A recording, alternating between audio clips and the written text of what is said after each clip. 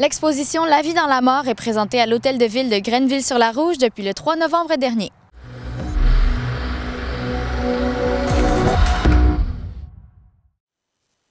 Organisée autour du thème de la mort, cette exposition souligne la fête mexicaine des morts qui est observée chaque année dans Argenteuil par le Centre pour l'immigration en région. Oui, c'est ça. En fait, c'est une continuation de notre festival El Día de los Muertos. Donc, c'est la 4e année qu'on l'organise avec plusieurs collaborateurs à la chute, à la salle de Chevalier de Colón. Donc, depuis la 3e année, je pense, si je ne me trompe pas, on a décidé, en fait, à partir de la 2e année, on a décidé de faire une exposition d'art aussi par rapport à la thématique de la mort. Puis pour la poursuivre juste tous les mois de novembre, parce que ça c'est comme assez éphémère si on la laissait juste lors du festival, que c'est 1 ou 2 jours, donc c'est comme très éphémère. Donc on a décidé de monter vraiment une exposition pour la permanente, plus pour la faire découvrir à plusieurs personnes qui ne peuvent pas venir, mettons, nécessairement au festival.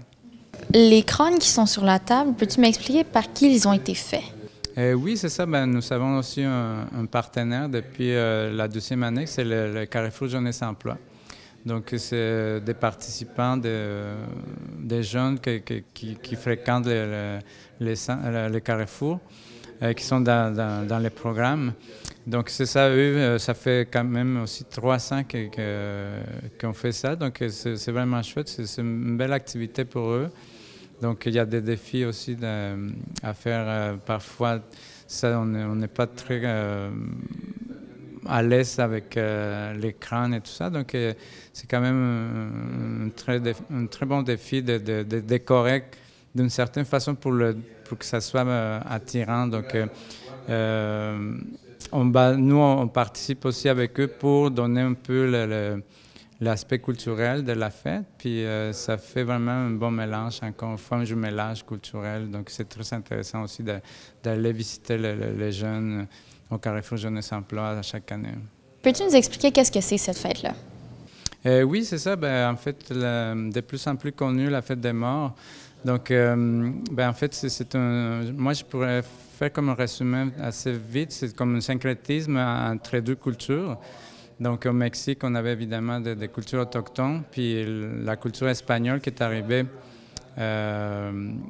pour se mélanger, mettons, avec les cultures autochtones. Donc, dans les 2 cultures, évidemment, il y avait un certain aspect culturel pour les morts. Donc, ça, finalement, les 2 cultures se sont mélangées pour donner le syncrétisme qu'on connaît aujourd'hui. Donc, on va la fêter, mettons, le 1er, le 12e et le 3e novembre. Le 3 novembre, à la Toussaint. Donc, déjà, on voit la religion catholique des Espagnols qui est là. Mais elle va être comme mélangée avec les croyances autochtones, donc les crânes, la mort et tout ça, les fleurs, les papillons. Donc, ça fait vraiment un beau mélange culturel.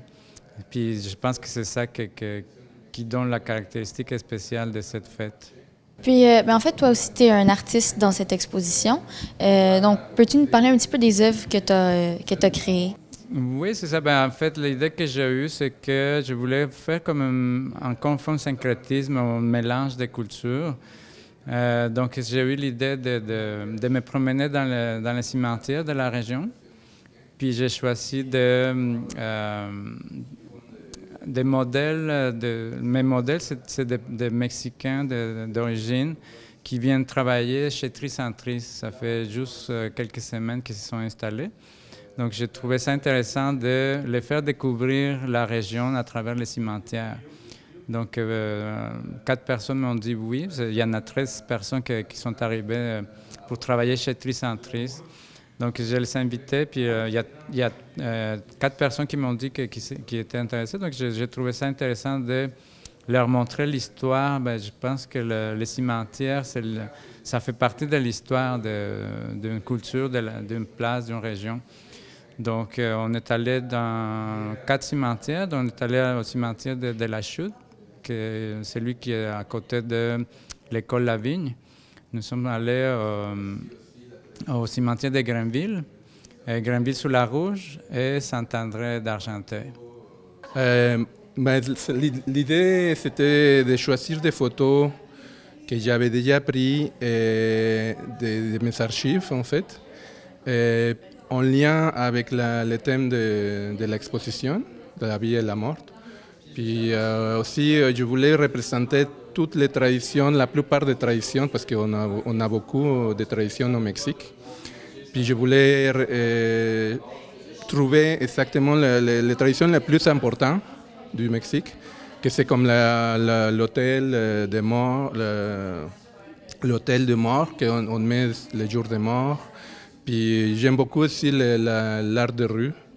C'est quelque chose que vous voyez beaucoup dans mes photos.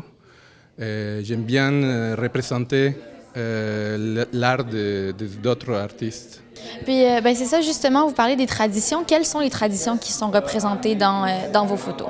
Oui, c'est ça, c'est le jour de mort. Et il y a la Catrina, on voit la Catrina dans une de mes photos, qui représente... la Catrina, ça vient de José Guadalupe Posada. C'est un peintre gravure mexicain très connu au Mexique.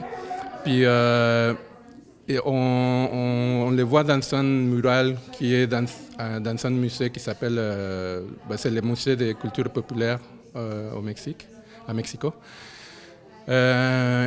Puis il y a aussi les marchés, il y a la Santa Muerte. La Santa Muerte, c'est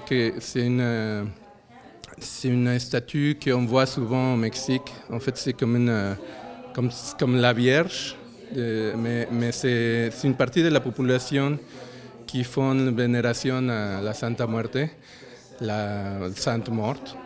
Puis on le voit dans les photos des marchés mexicains.